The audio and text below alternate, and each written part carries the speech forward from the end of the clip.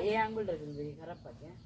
আমি কি খারাপ পাচ্ছি আনছে জীবজন্তু হয়ে যায় গিয়া আনজে এবারে ক্যাপটা হয়ে যাবে ভাই আজকে এটা অ্যানসার বার করেন আর এটা এই আঙ্গুলটা মানে কি খারাপ আজকে বার জীবজন্তু কইলা না কইলা না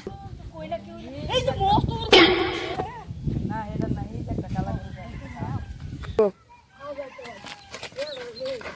আজকে বল কি